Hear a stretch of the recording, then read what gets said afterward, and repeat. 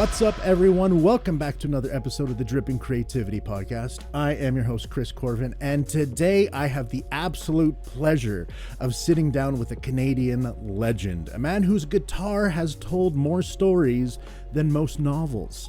You know him from the amazing band Triumph, but his journey has been anything but linear. Rik Emmett is a songwriter, poet, teacher, and all-around creative force. Today we're going to dive into his latest work, 10 Telecaster Tales, a poetic electric tribute to truth, time, and tone. And we're going to peel back the layers of everything involved. Rik, thank you so much for being here. How are you doing today? I'm great. Thank you for that intro. I'm practically dripping right now. Oh, I love that. Oh, that was so good. Oh, to work with professionals, it's just so nice.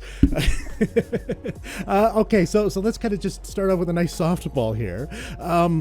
Your career has spanned decades between Triumph, solo work, teaching, poetry, but 10 Telecaster Tales feels different. It's like a quiet revolution. What sparked the project, and how did it feel to kind of strip everything back to just you and your Telecaster Babs?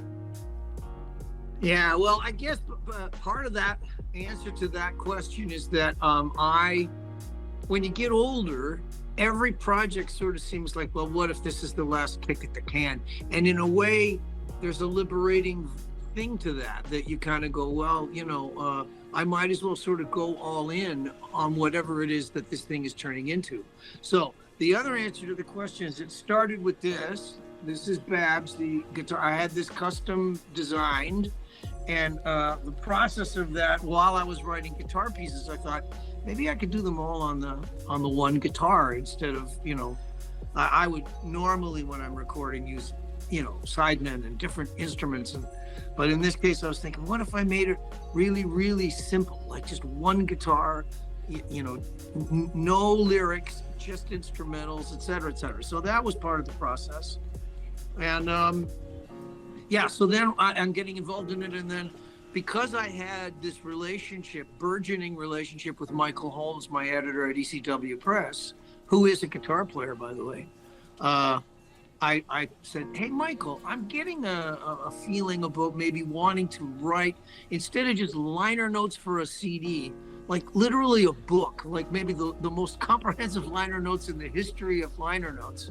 And what do you think of that idea? I knew that he'd kind of, be open to it. But of course, part of it too was, I said to him, now, if I give you that with a CD, music attached to it, and it's all about music, will you then also give me a deal so that I can put out another book of poetry? Because, my old pro instincts are like, okay, nobody makes any money on books of poetry. So how can I parlay this project into something else that I want to do? And I'd had a book of poetry kind of lying around since COVID. So I was thinking, hey, this is a chance to do. So that's all my motives, and that's all the explanation of why it came into being. Which is unbelievably amazing. And I mean, like, just that natural instinct to just kind of get as much out of something as possible and utilize what you already have to build something even better, I think is an instinct not a lot of people kind of lean into. A lot of people would feel kind of pulled back and like afraid to, say, well, what about if we do this in this? But, to see you kind of putting the poetry and then the book, that's just, I personally love that. I think that's fantastic. It's funny that you said lean into, because the poetry book is called Leaning Into It. So perfect. See, it's just ties right in. I love it. I love when that happens. So you have talked a lot about truth, your musical truth, personal truth. What does truth sound like to you now, and how does that kind of differ from the version you've chased earlier in your life? Wow. Well, I think truth is a perspective. Truth is, someone's truth is never the truth, and every time I speak about this, I'm reminded of the Simpsons episode where Marge is studying to be a lawyer. And the lawyer leans into her and goes, Marge, don't say those things. And she goes, why not? It's the truth. He goes, I know, Marge, but there's the truth, and then there's the truth. And so I do feel like we live in times now where there's people that really believe they know the truth, that their truth is more important than your truth. And I find that dangerous. It's almost like, it leads to fascism and tyrants and totalitarianism and all of that kind of autocratic, horrible stuff. So, I'm not keen on those kinds of truths. When somebody thinks that they understand God's truth and they want to, impose God's truth on me, I go, running, screaming for the exits. Like, it's just not my idea of artistic truth. Now, my own truth is a flexible thing. It shifts and changes colors. And I think that, I just recently was practicing the song because I'm going to play a couple of gigs live. And the song is called The Story of Your Life. And I'm talking about the writing of the book, that is your life. And in the last verse, I go, I'm talking about shades of gray, the gray that lies between the black and white. And I really believe that truth is often gray, and you have to live with that. You have to accept that. You have to and I think, you're a writer yourself, and you like the idea of shadows and mystery and that, so I do believe that truth has to have some of that too, because what do we know? We know very little. The universe is infinite. When I was teaching songwriting to students, I would say, I'm not sure how you can be egotistical about this, because you're staring into the face of infinity when you're trying to choose something creatively. So, there should be a humility in the process. So that's how my truth is colored. And part of this is I'm old now. I have 5 grandchildren. Those things change your perspective a lot. When my memoir came out, there's a picture of me with my hair flying and holding my guitar, full of testosterone and full of, myself. And when you're young, I think that's part of it, and that's part of your truth, that you've just got raging hormones and you really think you're the greatest thing, and then you get older and you go, yeah, maybe I'm not so shit hot, So I think that's part of my truth now too. 100%. I think I just recently, sidetrack here, did a podcast for mental health, creative mental health kind of thing, and that was one of the things we discussed, was how your absolutes in your life, the things that you hold on to the most, will always shift. And I'm a firm believer that no matter what, like every experience you have, every person you meet, everything should impact what your absolutes are. And that really defines who you are as a person. And that's not a bad thing, because a lot of people are like, oh, who you are now and who you were then, what happened to you. It's like, I grew up, I evolved, I learned, and I grew. And I think if you're not doing that, if you are staying in the absolutes where this is the only line, then you are restricting yourself from so much potential out there, and you just can't do that. That's my side tangent. Change is the only constant. That's a real standard thing. Although, here's a little anecdotal story that I love. Joni Mitchell, who is a fairly uncompromising kind of artist person, for good and bad, which I think she would readily admit. But from an artistic point of view, it's mostly good if you're kind of, strong in your sense of your own direction. So she's going through an airport, and a woman comes up to her, and this is, many years after her initial giant success. And the fan says, "Oh, Joni, wow, hey, where have you been at? Where did you go?" And Joni looks at her and says, "Where did I go? Where did you go? I'm still me. I'm still here. I'm still doing what I'm doing. I don't know what happened to you." So there's that too, that, the world can shift away from you, and whatever it is that, like, I did a thing up in Collingwood, Ontario on Friday, and this issue comes up about writing songs and chasing the hit parade and all of that kind of stuff, which it was a big part of when I was younger. But by the time I sort of got into my 40s, the music business, the grunge was coming along and everything was changing. And, the perception of Rik Emmett was, a guy in spandex pants with a lot of hair. Like, it wasn't who I was anymore, but that, the public has a perception, and the industry has a perception. And so it was like, okay, well, I got to let all that go. I'm not going to be that guy anymore. And those things that you chase when you're young, I probably had a thought about writing a book of poetry someday in my life, but it was not a priority, But then as you get older, you go, no, these are priorities for me. The 10 Telecaster Tales sort of became, I'm retired, but I go, no, this is a priority. This is what I want to do with the third chapter of my life, third act of my life. A lot of chapters, 3 acts. Let's subdivide it that way, because, yeah, okay. Your turn. That actually kind of flows really nicely into my next question there, because each piece in 10 Telecaster Tales is steeped in metaphor and movement. Can you kind of walk us through, is there like a spiritual or philosophical thread that kind of connects all of the tracks?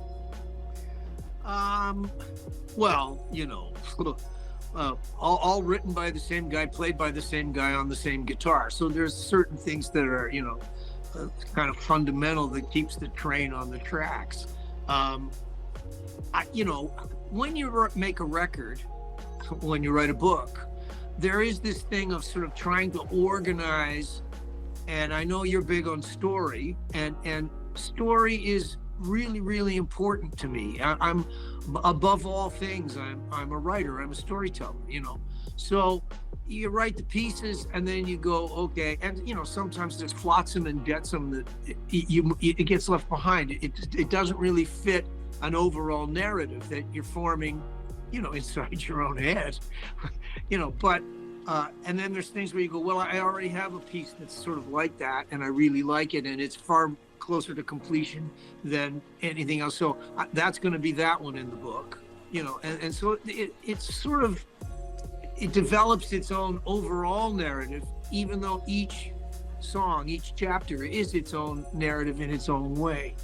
And I think the process for me of becoming a poet later in life, it really made things creatively a little easier for me. And this goes back to your question about sort of metaphors and things that you're alluding to and all that stuff.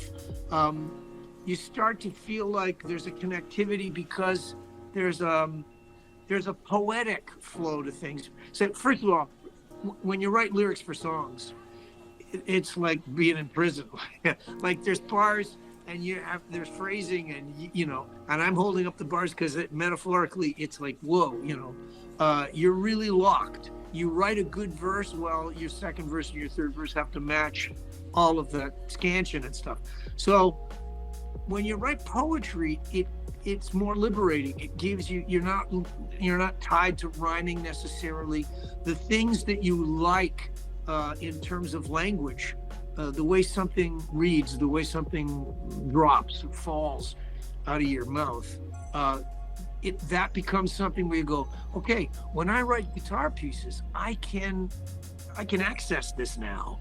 Like I don't necessarily, I can step outside paint outside the lines, That's not to say that I do a lot of that, because I am, a product of my own, pop songs, commercial music kinds of forms. And I do want, especially a record like this, a book like this, I want it to be accessible. I don't want it to be inaccessible. But, can I tell you a little story about access? Okay, so I'm doing a thing at a library, and it's very crowded, it's lovely. And then at the end, everybody lines up and I'm going to sign books. And, and there's a guy, and he comes and he's standing beside me at the table off to the side. And he's not in the line, and he's waiting for the end. And this has happened to me, other times in my life. He wants to talk. Okay, he's got something special. So you wait, get to the end. And I goes, hi, I see you've been waiting here a long time. He goes, yeah. He says, would you mind if I talk to you about something? I go, no, I don't mind. Go ahead. He goes, no, but I mean, would you mind if I maybe gave you some advice?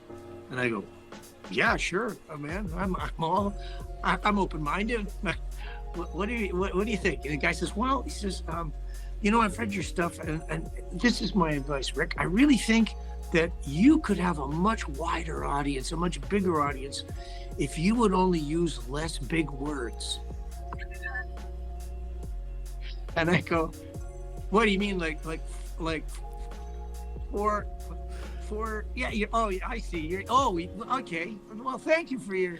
I'll take that to heart, But I said, I think I am the kind of guy that likes words with a lot of syllables in them. Sometimes they're the right words for me. And he's going, well, it's just, I struggled with trying to understand some of those things, and I had to have a dictionary. And he goes, I don't think that. And I go, well, there's nothing wrong with a dictionary. I think a dictionary is a pretty cool thing.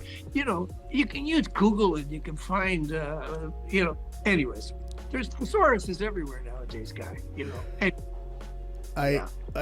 I love that, because I'm the exact opposite style of a listener or a reader, where it's like some of the words that I love the most, I learned through song.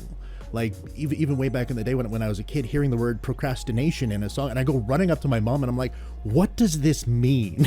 And she explained it to me, and it's like, oh, like, yeah. So I exact opposite of that person. Kind of going all the way. And chacun son goût, that's great, fine. And of course, when you're in the music business, it is a business that's kind of all about discriminating taste, creating categories. We've got a charted Billboard for this, and we got a chart for this, and and it's like, okay. And after a while, those things you realize, well, they're kind of like ghettos. That everybody likes to kind of create their own tribe. Okay, that's cool, but I don't know. I've always sort of been somebody that goes, hey, who's got ideas out there where we're trying to bring the tribes together, or we're trying to cross over from tribe to tribe? We're trying to figure out, how can we all get along? And I realized that there's a kind of a simplicity to that, but I'm not necessarily one who arrives at my simplicity by being simple. I don't write like Hemingway. I'm never going to do that naturally. That's not who I am. So. No, I think that actually brings up a point that I've talked about on this podcast before with other people, where it's people find themselves getting trapped into a specific genre or a specific lane, and they're afraid to kind of broach that because of the popular opinion and all that. And I'm the type of person, even going back to a quote from Stephen King, where it's like, do people not enjoy stew? Like, what's wrong with bringing all of these different things together? Like myself right now, I'm tooling with the writing style of a horror with a romance, and finding a way to blend those together into nice things, and sci-fi and just different genres, kind of, like that to me is like, it's juicy. It's like, this is creative right here, to just kind of tread the same path. It's fine. It's great. It's amazing. It feels lovely, but it's not itching that scratch that I have, or scratching that itch that I have. So yeah, I 100% get that. Okay, so you have faced some serious health battles recently, and you've written about them with brutal honesty. How has your thoughts on mortality and all of that shaped your creativity? Do you feel kind of an urgency or a freedom from it? Yeah, both, and I think even when I was younger, I mean, I can remember the what I went through. My mom had been very religious, and going to church was a big thing for us when we were all kids. And then when I was around, I think 11, grandparents started dying, and I started questioning this whole thing about angels and afterlife, and it just didn't seem plausible to me, but who wants to rebel against their parents when they're 11 years old? You're still trying to figure out, and of course my generation, we're talking the 60s, turning into the 70s, but or sort of more the early 60s, mid 60s. The Beatles came along, and haircuts, and then women were burning their bras, and people were taking drugs, and I mean, the generation, my parents' generation, just did not get it, you know. So this divide was starting to occur, you know.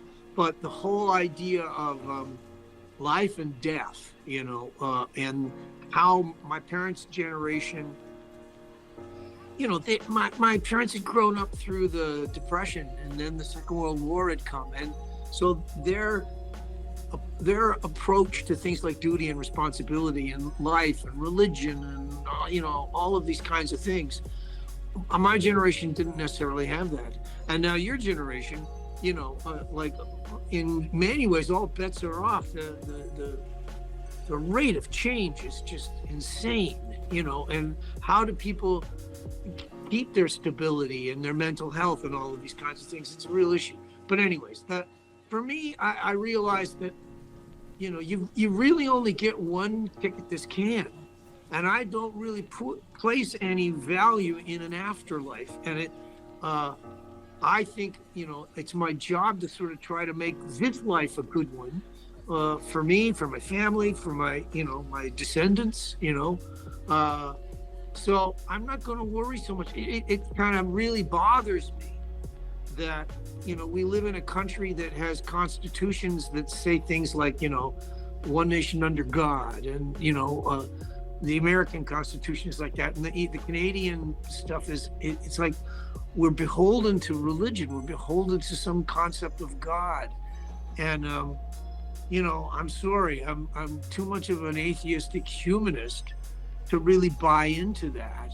Now, you know, so I think that's why I turned to creativity, because I believe that for me, it gives me the fullest kind of expression I can have in this life, you know, short of procreating wherever I possibly can, and, you know, all of those kinds of other things that our DNA sort of pushes us towards. But, you know, I mean, there's an intellectual challenge that exists in this life, and I want to try and explore it as far as I can. You know, I don't mean any harm to anyone else, and I'm not trying to say that my approach to life should be have more power than anyone else's. The whole thing of power is, you know, it freaks me out. But as far as being, you know, the boss of my own life and making my own decisions and using creativity to say, this, while I'm here, this is the can I'm kicking, you know, and I'm going to keep kicking at it while I can, which is, you know, it's kind of why I did the 10 Telecasters thing and thought I'm still capable of, like, I've had some arthritis issues, but I'm still capable of playing guitar at a pretty high level. So, you know, I think of that as sort of the poetry of what my body can do.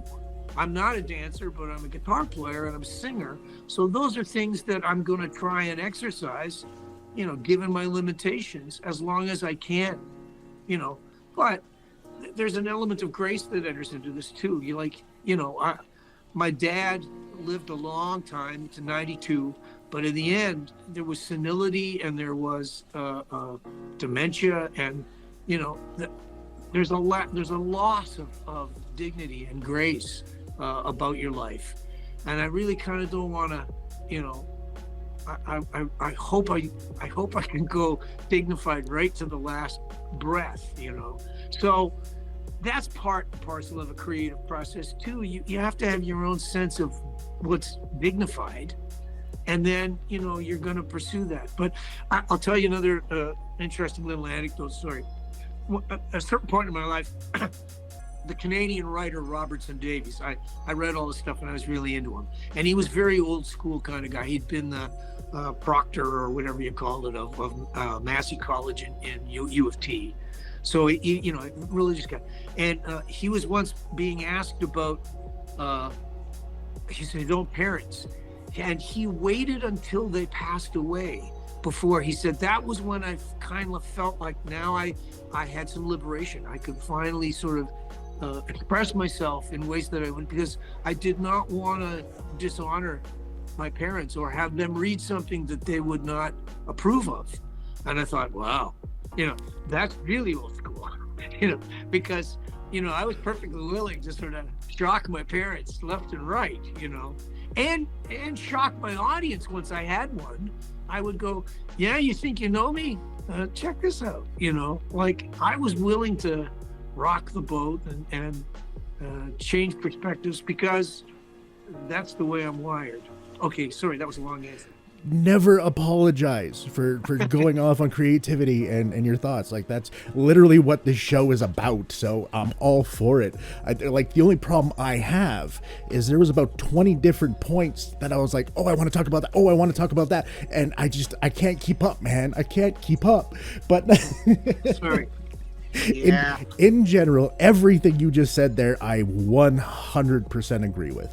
I mean, that's coming from as a native kid, of Canada, being native. There's a certain thing about that whole one nation under God thing where I'm just like, okay, but we can talk about this, right? Come on, let's discuss this stuff. And then from there, it's everything. Yeah, no, overall, I agree 100% with everything you just said there. I'm on the same page. But since we were just kind of talking about U of T and teaching and the next generation, you have mentored a lot of young musicians. What is the biggest shift you've seen in how artists approach authenticity today? And what are you most hopeful for the next generation? Yeah, well, one of the things that I used to teach both in my music business classes and, everything else that I did, directed studies and songwriting and the things that I would teach, was that we all have to decide what our values and qualities are. Like, what is it that you're offering people? And you're trying to convince them, hey, you should buy my stuff. You should like me. You should buy tickets to come and see me. You should, when I have something new come out on the internet and I put it on my, website or my social media, I want you to support me, So how do you convince people to support you? And you don't have to have values and qualities that are, intellectually rigorous or serious, because it's show business, and a lot of show business is just supposed to be fun, and you're really just supposed to capture people's imagination. That's a big part of it. So sometimes what you're doing has to kind of be sensational or lurid, or it has to be something that makes a bold statement. But the other side of it is you have to be kind of comfortable with that, and the personal anecdote I can share is that, when I played in a glam rock band in 1973, I wore a costume that had a woman's glove with wire and foam that came through my crotch and was holding my package, like on a black outfit, a white glove. And when I showed up on stage, people went, what the, because it was bold. It was something that I would probably, I'm going to just guess, but I would say 75, 80, 85% of musicians would never do it. They would go, not for me. Are you nuts? But I could do it and go, I don't care. This is showbiz. I'm in a show, I'm inhabiting a character, and next week it might be a different character. Next year, certainly it will be, 10 years from now. Oh my God, So there's that, when I was in a position where I'm supposed to be offering advice, my advice would often be, look, just try to be true to yourself.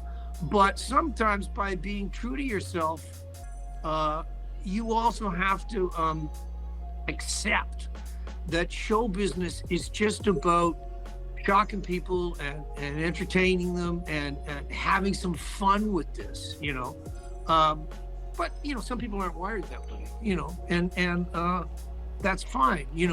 An artist like, say, I don't know, Bob Dylan, well, maybe Springsteen is maybe a better example, because he's picked his thing and that's his thing and he does it, and he's this Jersey kind of iconic, this is the way I dress, these are the kinds of songs I write about the working man.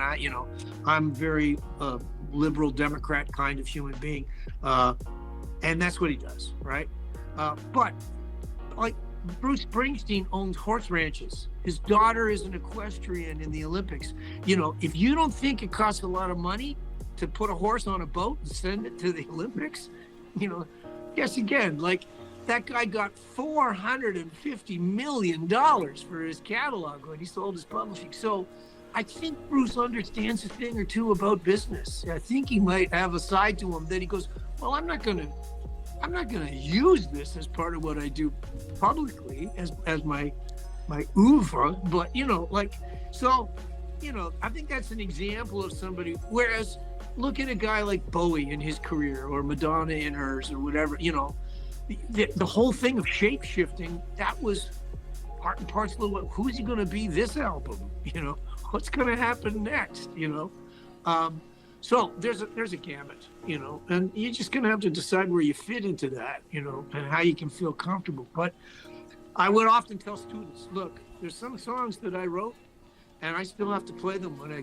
do a gig, like they have followed me like faithful puppies that have earned me money all my life. And, I am obligated to fans to play those evergreen songs. So don't write something that you can't see yourself playing 30, 40 years from now, because that does happen. Yeah, no, that one definitely, I could think of a couple artists where they're like, I can't believe I still have to play the song. I hate the song so much. I know. And then you hate yourself. Yeah. And you don't want to hate yourself. Like that's, well, you always want to look in the mirror and be able to go, I like you. You're okay. You're trying your best. You make mistakes. You're so human, but I still like you. I think it's one of those cyclical cycles where you start making it, you love it, it kind of does really good, so you really love it, then you hate it for a while because it's so evergreen, and then you kind of come around to going, you know what, I accept that this is just part of me, and then it's all good again. Okay, yeah. back. Well, back. Of course, the thing too is that everything morphs, right? And yes. So as you're going along, there's the whole thing that happens where maybe you start the Las Vegas medley-ize your hits, and then you realize I'm not treating them with the right kind of respect. But a song is a living, breathing thing, and even more than say when you commit words to paper and it becomes a novel, or poetry in a book.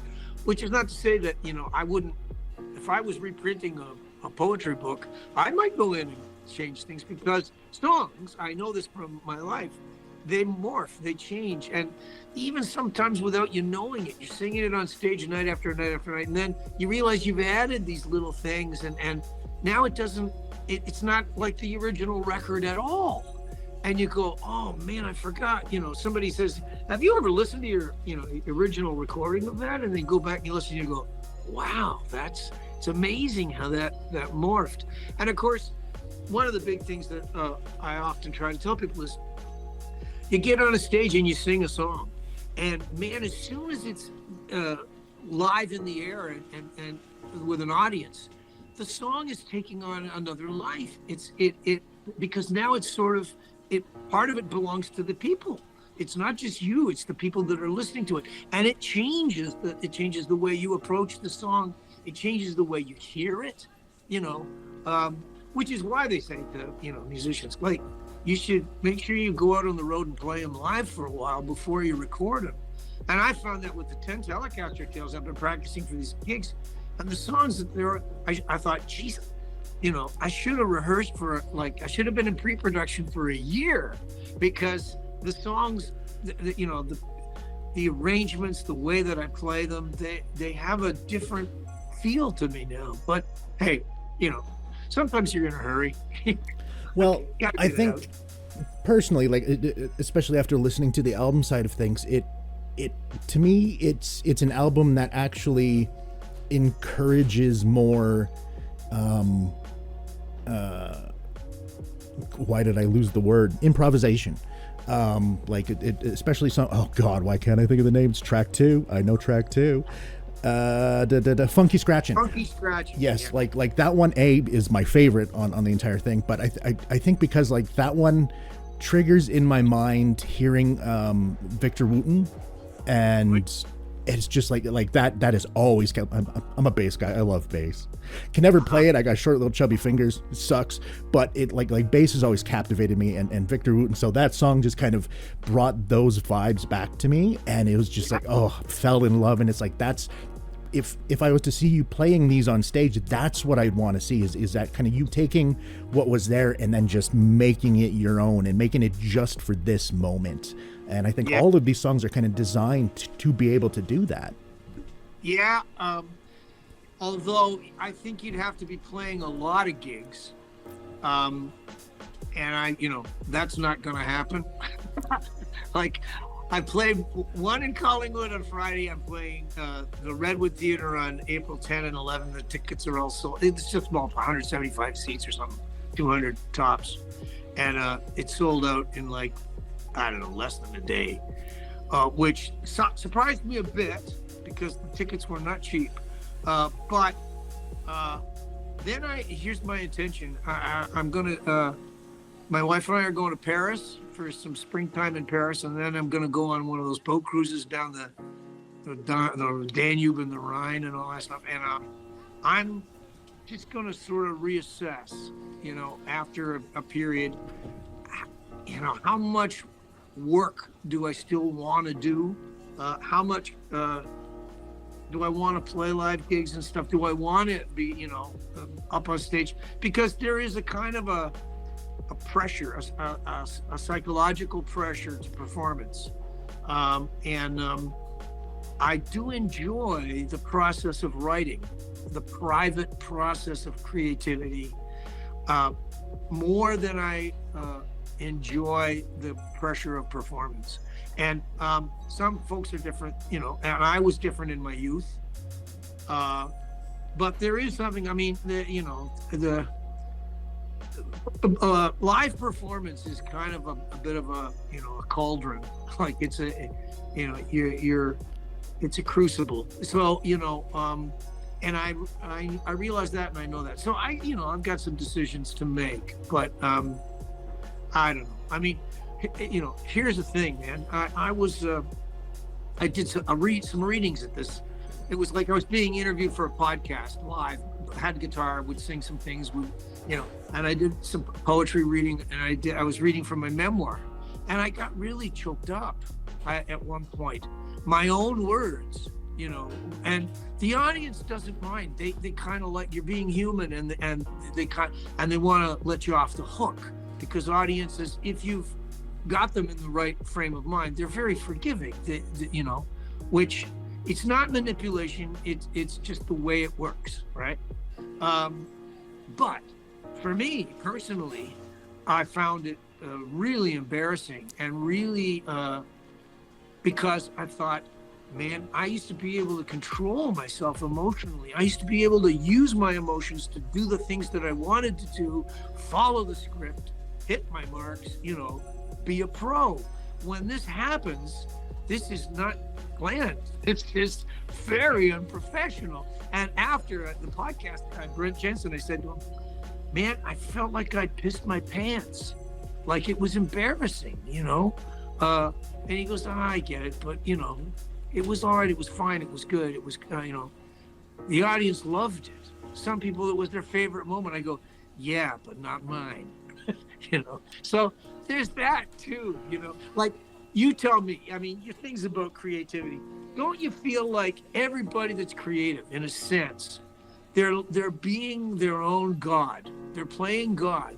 Because they get to, I'm going to put this chair over here. I'm going to make this person say this. I'm going to, like, that's what creativity, it gives you, like a kind of a complete control, So I think creative folks are control freaks in their own way. Maybe not like Donald Trump control freaks, where they want to control everybody else, but I think they do want to control their own process. But I don't know. Maybe that's just me. Maybe some folks like it when they piss their pants. I don't know. Well, we won't even touch that one. But I think, especially because I've just recently started doing the live shows of the podcast here, where I bring a band on stage, we talk for an hour, and then they play a full set right after. Being on stage has always given a different kind of high than anything else. Like it's its own thing that can't be touched, but I can also see it just draining you, because I know, like, after that one, even a 2-hour show, I was dead, just like emotionally, mentally wrecked for the entire night and most of the next day. It's exhausting, but at the same time, it's also a feeling that you grow to miss until you do it again. And it's like, I really miss it. I miss it. You do it once, you're like, no, I'm good for a bit. Yeah. Well, I mean, I want you to imagine what it was like back in the day. I can't even. You're flying on a plane every day, or, riding in a bus or whatever, and you're doing it for, 2 hours of every 24, over and over and over and over. And then, 2 days off. Okay. And now over and over and over and over. And then, okay, 4 days off. But now, okay, now we're going for 2 weeks in Texas with no days off. Like that kind of stuff. It was a young man's game, and I can't do that anymore, but, can I make myself a tea and come here to my studio and sit down and write for a couple hours, and then take the dog for a walk, and then I'll have a short half-hour nap, and then, get back at the fourth chapter. Like, yes, that process is very seductive for me. I enjoy it, so I don't know. I mean, this world that we live in, you just talked about hybridizing your podcast with live shows, and how the hybridizing of things is the way that they become stronger and better and interesting, and we do live in that world. I mean, hey, I wrote a book and it has an album in it, I play guitar and it has poetry, and, I combined everything in 10 Telecaster Tales. So I am intrigued by that, and I'm not necessarily ready to turn off the live thing if I can still manage it. It's the thing about managing that becomes Oh yeah, completely. I think knowing yourself, knowing when you know too much is too much, is how you keep going. And not hitting that burnout phase, because burnout sucks, as many of us know in the creative industry. Burnout sucks. Okay, we're slowly, man, we could just keep talking. Oh, you are amazing, sir. Okay, back on topic on why we're here. Some essays kind of feel like memoirs, others are poetry, others are like philosophy. How did you decide how personal you wanted to get with each one of the pieces? Like, or did the music just kind of lend you that way?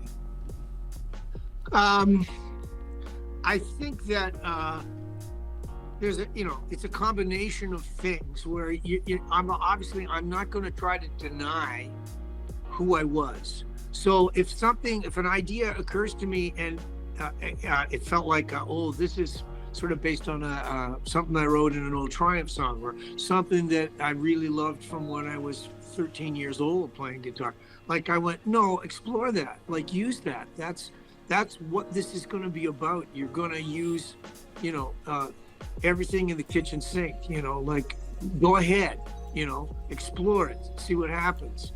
And, so that was part of it. I think the other part of it was that I was trying to remain true to what I felt the Telecaster guitar was supposed to be about. It's a guitar of a history of integrity. I quote folks in the book where it was like the thing that crossed over black and white American culture in the 50s. And it's a pretty simple instrument, but it speaks with a really clear kind of voice. And I definitely want to do that. But it's also a guitar where there's great jazz guitar players that have used it. There's country guys, there's rock guys. So I was going, well, don't miss out on that. That's something that's got to be a parcel of what you're doing here, you know. But then, of course, there's the whole thing of my own journey in life and who I am and what I'm going through. And there were pieces where it was like, you know, the grieving that I have, like all of my nuclear family have passed away now. My mom, my dad, my two brothers. So, you know, grief is not something that I'm ever too far away from, you know. But, you know, I have 5 grandchildren now. You know, I babysat my youngest one, Evelyn, yesterday, and she's so delightful, you know. So there's this really wide range of emotion that, you know, is part and parcel of my life. How can I get that into the music? That's an important thing for me. So, you know, you said you like funky scratching. It's a very joyous piece of playing. Like it's fun to do, you know. And after I've been practicing it, I've realized it can be even more fun than when I recorded it, because there's things where like there's a little thing at the end where there's a chord at the end of a sequence. I don't know. Sometimes the audio doesn't work on these things. Can you hear this all right? Can you hear that guitar? No, I can't. Damn. Yeah, so a lot of these things. Anyways, it was a thing where I had like a Biog 9 chord up high, and it was at the end of a section, and we go like, so it would have this, but then there's one that I do at the end where I double timed it and went,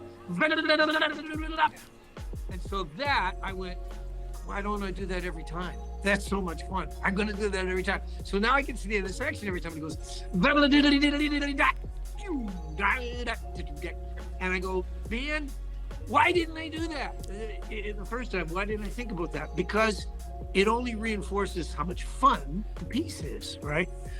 Whereas the piece that ends the album, Nocturne, it's a very moody, dark, sad thing. Like the image in my mind is moonlight on snow and the cedars, and then a really gentle wind blows the snow off the cedars so that it's that crystal stuff that's just, you know, reflecting in the moonlight. Cold, like really freaking cold, you know, because it's death, you know, and but death is a part of the cycle of life, you know. So winter has kind of become, I'm Canadian, right? So it's a really a metaphorical kind of pest for every year that we circle around. Winter is this thing that's like, oh man, am I going to survive this? Am I going to make it through, you know? And so, but that's not to say that the piece isn't melodic and it makes, harmonically, it's kind of a sophisticated thing that makes a lot of sense to me. So, but what in the book, I talk about these things, you know, and how when you come up with a piece like that, you realize, well, if this was a cycle of poems, this would be the end. If this was, you know, this is the last chapter, this has clearly got to be the end of the story, you know? So, yeah, I'm finished. No, that was beautiful. I absolutely love that. All right. I had like 30 questions, but we're going to chunk it down now because we're kind of slowly running out of time here. We're going to go with 2 more, and then we're going to jump into some rapid fire here. Okay. Speaking about Babs and the storytelling and all that, like it's clear that she is a character, a vessel, maybe even a mirror to yourself there. What has this guitar taught you that no other person could?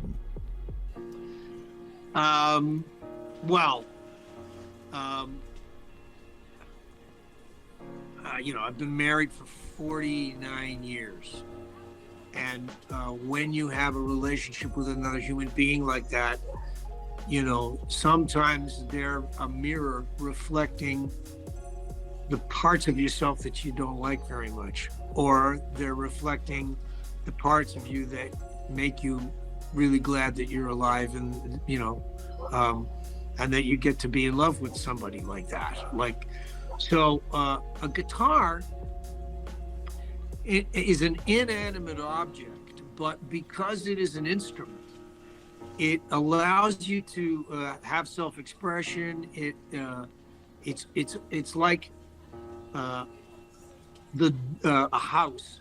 The door opens, there's windows, you know, it's giving you a chance to realize yourself on a level that you would, if you didn't have it, you'd be searching for something that you can't find.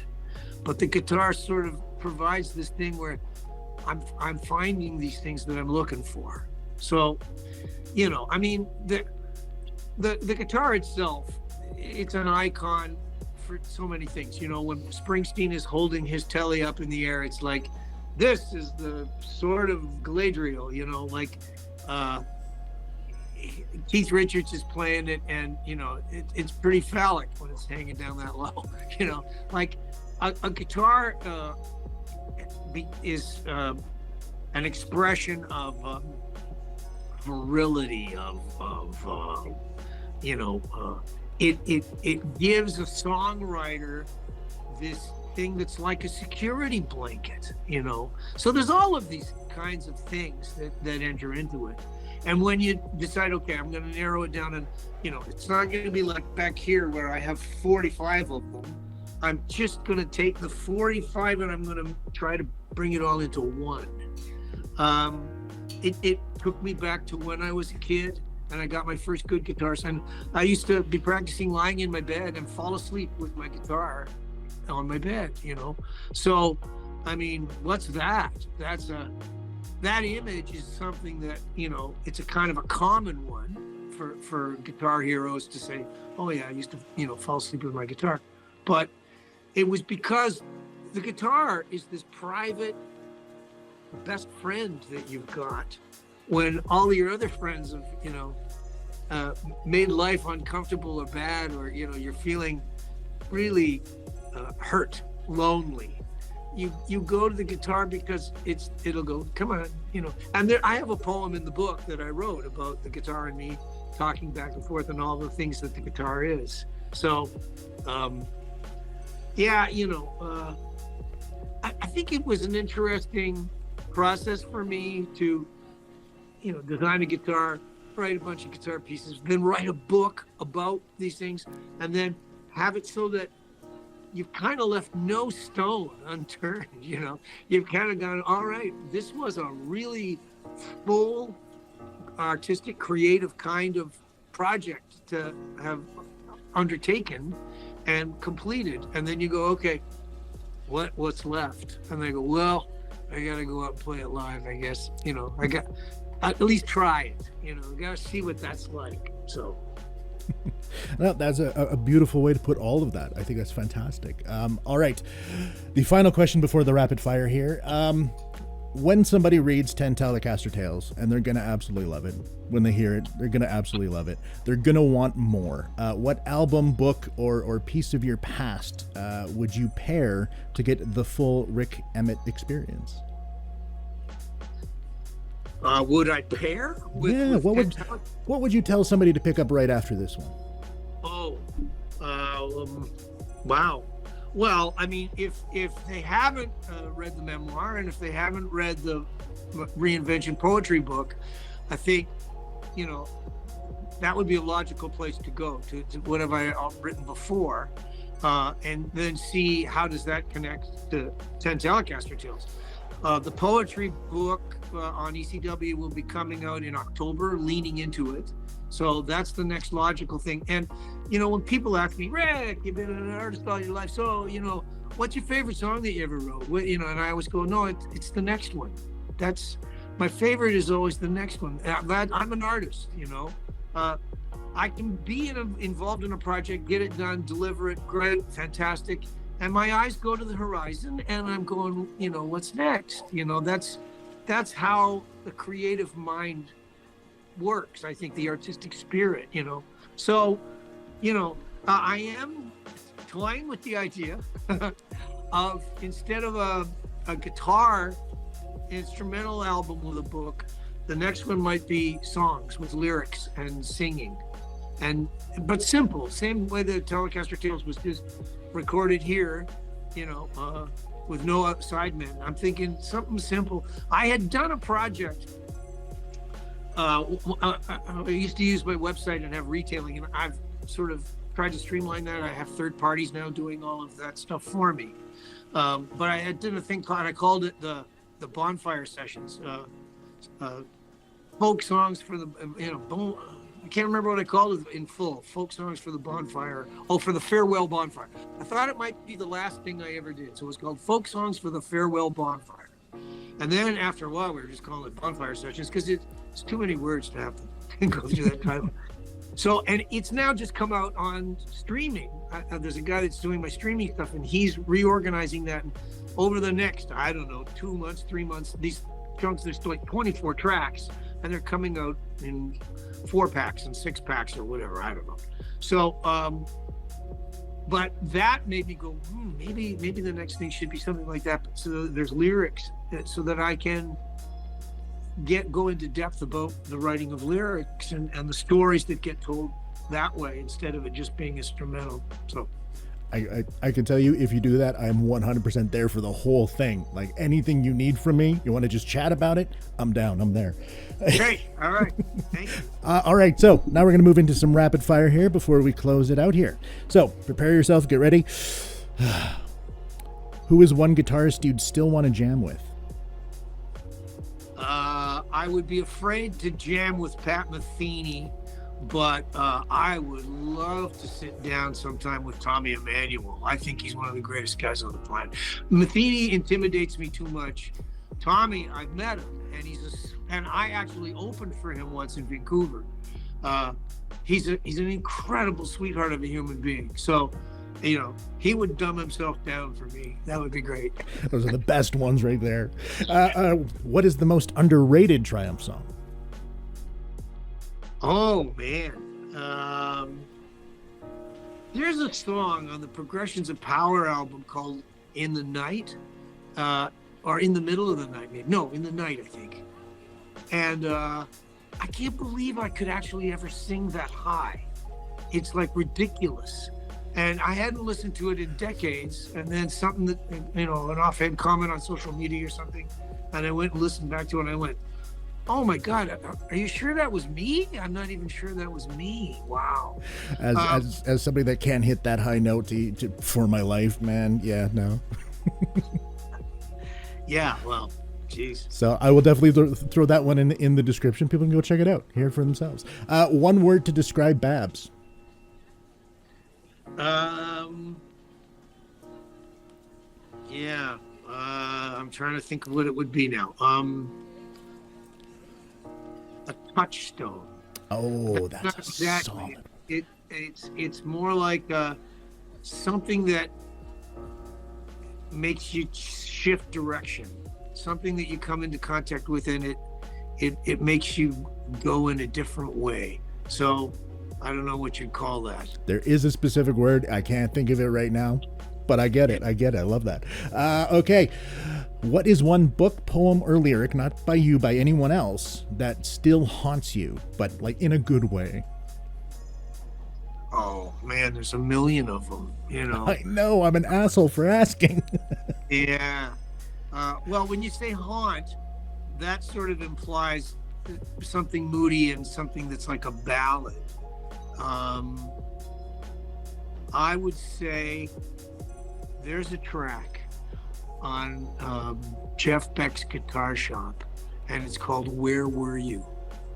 And it's the most haunting guitar. He's such a master at what he does. And he was inspired by the Bulgarian women's choir for wanting to record something like that. And it's so, haunting is the right word. Awesome. I have to check that one out there. Okay. One sentence to sum up 10 Telecaster Tales. To sell it to people. Why should people get this in one sentence?